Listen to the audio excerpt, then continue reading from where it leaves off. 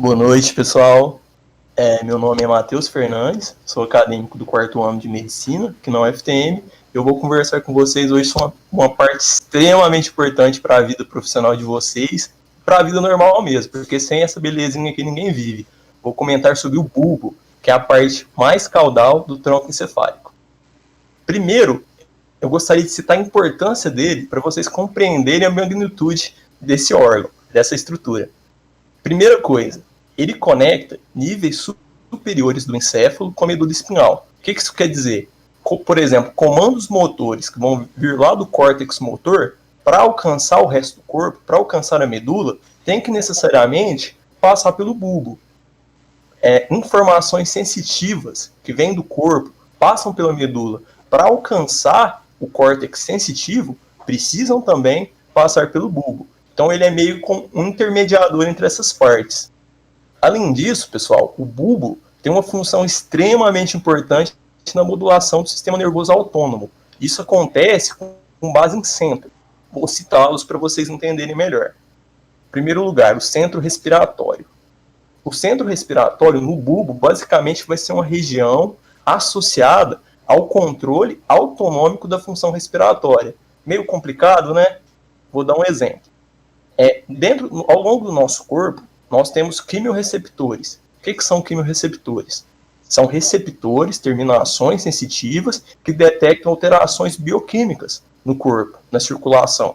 Uma alteração bioquímica, por exemplo, vai ser uma alteração na concentração de oxigênio, uma alteração no pH, uma alteração na concentração de dióxido de carbono. Um exemplo vai ser o corpo carotídeo, que fica lá perto das artérias carótidas. Ele é um quimiorreceptor extremamente importante, eu vou usar ele como exemplo. Uma situação interessante é quando você pratica uma atividade física. Lembra da última vez que você fez um exercício, uma flexão, correu, fez alguma coisa. Seu corpo começou a gastar bastante oxigênio. Diminuiu a concentração de oxigênio no sangue, aumentou de dióxido de carbono. Esse quimiorreceptor, o corpo carotídeo, por exemplo, vai detectar isso. O que ele vai fazer? Ele vai mandar uma mensagem sensitiva para o bulbo vai receber essa informação, avaliar e gerar uma resposta. Ora, diminuiu a concentração de oxigênio, aumentou a de dióxido de carbono. O que ele vai fazer? Vai mandar uma mensagem lá pelo nervo frênico, motora, para o diafragma. Para o diafragma, aquele músculo muito importante para a respiração, contrair mais. E com isso aumentar a frequência respiratória, aumentar a função ventilatória. Para você ventilar mais, conseguir mais oxigênio e jogar mais dióxido de carbono para fora. Então, esse é só um exemplo da importância dele. Correlacionando com a atualidade, pessoal, com relação ao coronavírus. Atualmente, estão muitos estudos mostrando que uma das razões das complicações respiratórias no coronavírus, na Covid-19, com relação ao oxigênio no sangue, a diminuição, é justamente que existem estudos mostrando que o coronavírus consegue infectar o sistema nervoso central e afetar o centro respiratório no bulbo. Então, é uma estrutura extremamente importante até para compreender essa crise atual. Prosseguindo, também tem o centro cardíaco. O que ele faz? Vai atuar na regulação autonômica da função cardíaca. Como que ele vai fazer isso? Principalmente por meio de barorreceptores. Barorreceptores vão ser terminações sensitivas que vão detectar alterações na pressão arterial. Um exemplo é o seio carotídeo, que ele fica ali na artéria carótida interna, próximo ao corpo carotídeo. Novamente um exemplo. Lembra quando você ficou deitado por um bom tempo e você levantou de uma vez? Não deu uma tontura? O que aconteceu? Quando você levantou de uma vez, o seu sangue não conseguiu vencer a gravidade a tempo para gerar uma pressão arterial adequada para irrigar seu cérebro. Aí você dá aquela tonturazinha leve. Mas o que acontece aí? Quando você levanta de uma vez e a pressão arterial para as artérias que mandam sangue para o encéfalo diminui, esse barorreceptor vai detectar isso, essa redução da pressão arterial, mandar uma mensagem sensitiva para o bulbo vai avaliar e vai responder. O que ele vai fazer? Se é o centro cardíaco, ele vai mandar uma mensagem para o coração. Ativa o sistema nervoso simpático, ativa o nó sinoatrial no coração, aumenta a frequência cardíaca. Aumentou a frequência cardíaca, aumentou a pressão arterial. É bonito demais, né? Prosseguindo, também tem o centro vasomotor, que ele é semelhante, vai auxiliar na regulação da pressão arterial, também com base nas informações de baroreceptores. Só que o efeito dele é diferente. Ele não vai estar mandando mensagem para o coração, vai estar mandando mensagem para o sistema vascular, em especial o sistema arteriolar, as artérias, que vocês viram nas aulas lá atrás. Então, quando a pressão arterial cai, o baroreceptor detecta isso, ele manda uma mensagem para o bulbo ativa o sistema nervoso simpático e manda vasoconstritar as artérias. Quando as artérias vasoconstritam, aumenta a resistência vascular periférica e, com isso, aumenta a pressão arterial. Bonito demais, né? Prosseguindo, agora uma parte muito legal é com relação aos centros de reflexo. O bulbo controla muitos reflexos fundamentais para a nossa sobrevivência. Um exemplo prático agora, que todo mundo pode fazer, embora eu não recomende. Você pegar o seu dedo indicador e colocar na parte posterior da sua garganta, lá perto da úvula. Você vai ter um reflexo da sua musculatura da faringe, quase como um vômito, na parte superior. Para que serve isso? É um reflexo muito importante na nossa evolução para impedir que corpos estranhos, no caso, por exemplo, seu dedo indicador, tenham acesso a nossas vias respiratórias, para engasgar ou algo assim. Então, um reflexo importante. O que acontece? Quando um corpo estranho entra em contato com a parte posterior da sua faringe, da sua garganta, essas informações vão ser detectadas por terminações nervosas sensitivas, vão mandar a mensagem para o bulbo, e o bulbo manda uma mensagem motora para a musculatura da faringe, para você ter esse reflexo de engasgo. Muito interessante, né? Além disso, esse é muito especial para o universitário, é o reflexo do vômito. Lembra da última vez que você foi na CIA, intermédio, liu, alguma festinha, bebeu bastante? Todo aquele álcool que você ingere vai para o seu estômago, né? Aí o epitélio do seu estômago vai ficar literalmente irritado.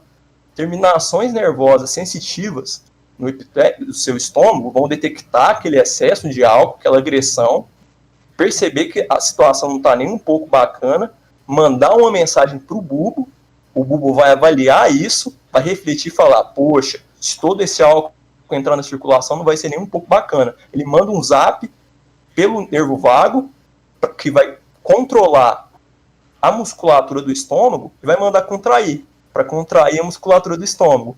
Manda uma mensagem pelo nervo frênico para a musculatura do diafragma contrair também. Manda uma mensagem para a musculatura da parede abdominal contrair também. Tudo isso para quê?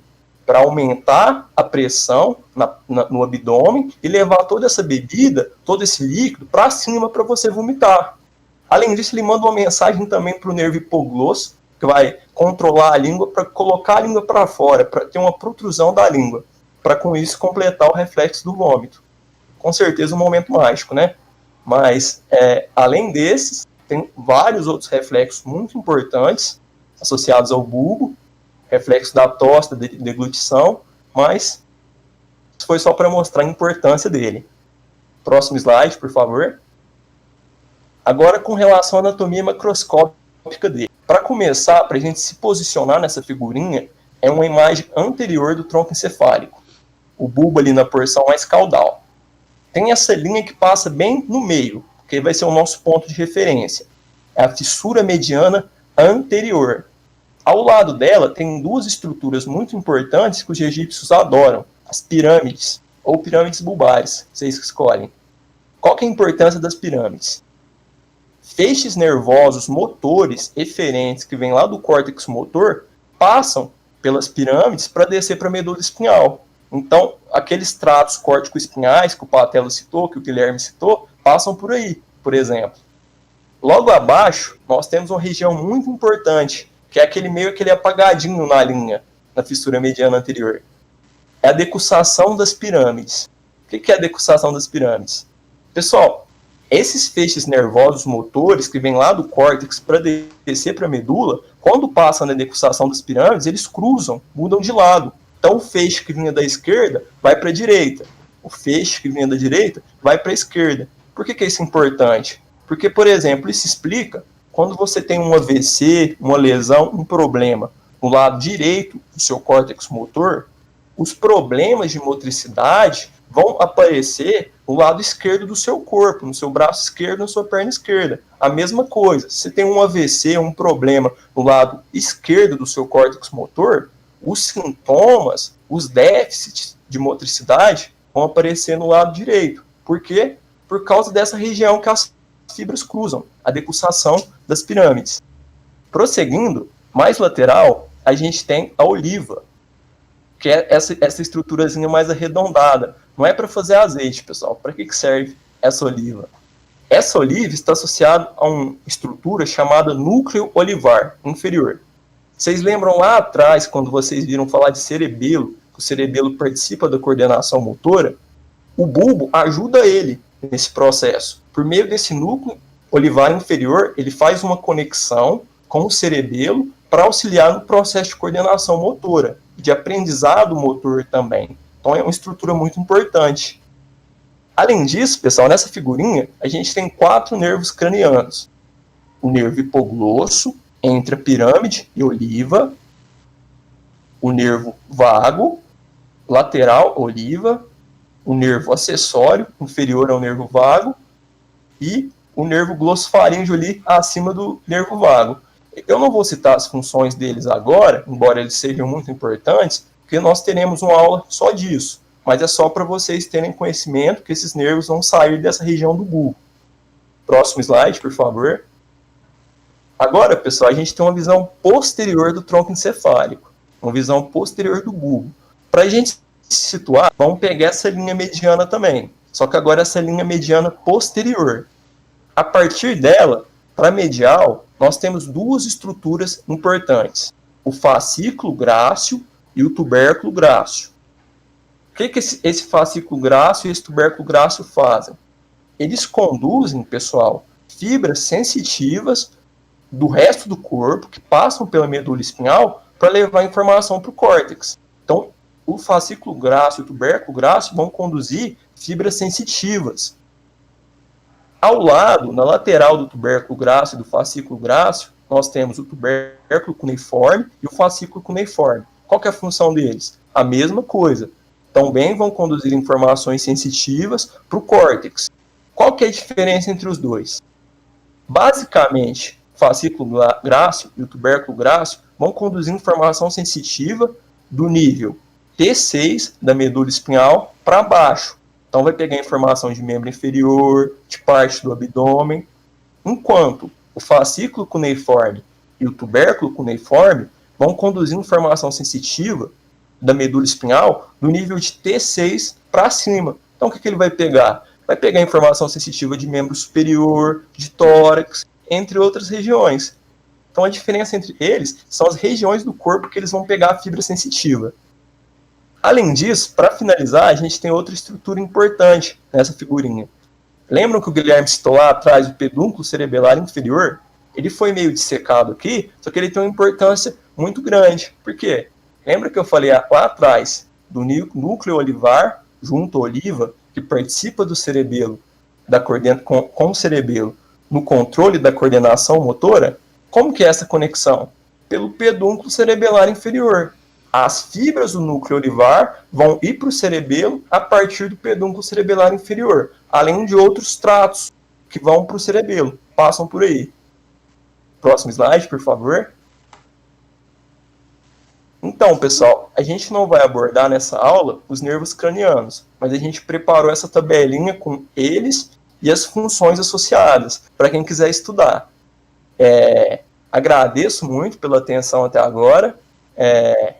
Qualquer dúvida, podem entrar em contato. Tenham todos uma boa noite e um ótimo final de semana. Essas são as referências. É isso, gente. Então a aula termina aqui. Eu sou o William e o pessoal vai mandar aí no chat do YouTube o último formulário de presença. Então boa noite a todos. Obrigado por assistir.